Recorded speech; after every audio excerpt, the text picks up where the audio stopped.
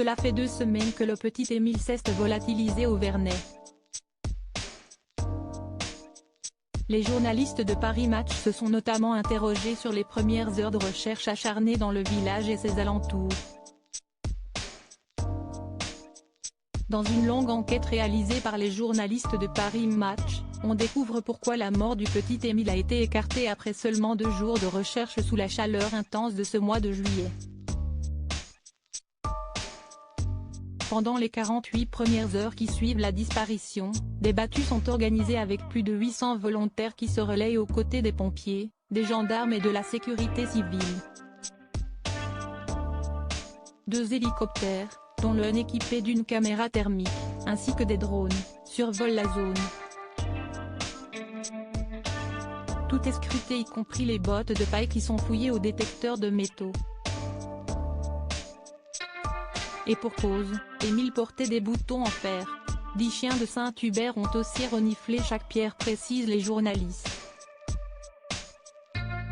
La technique de l'escargot selon Nassima Djebli, porte-parole de la gendarmerie nationale, les militaires procèdent par la stratégie de l'escargot, fouillant l'endroit de la disparition puis élargissant le périmètre de recherche peu à peu, en prenant en compte la capacité de mobilité d'un enfant. On a réfléchi aussi en sortant de la logique de l'adulte.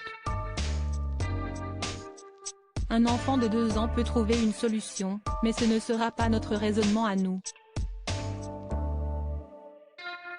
On a des gendarmes qui travaillent dans les maisons de protection des familles et ont l'habitude de la psychologie des enfants.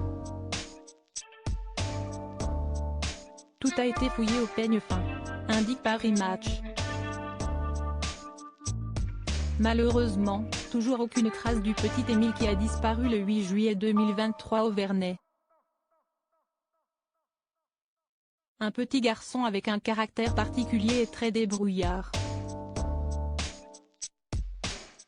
Je suis persuadé qu'il n'est plus dans le village. On a fouillé 97 hectares de terrain, a également confié un gendarme au journal. Selon Rémi Avon, procureur de la République de Digne-les-Bains, aucune hypothèse n'est exclue et aucun élément ne permet encore de caractériser une infraction pénale dans le cadre de la disparition de l'enfant. L'enquête se concentre sur l'étude du bornage téléphonique de tous ceux qui auraient pu traverser la zone au moment de la disparition, sur les fouilles des maisons et des véhicules du hameau et sur les auditions des témoins, conclut l'article.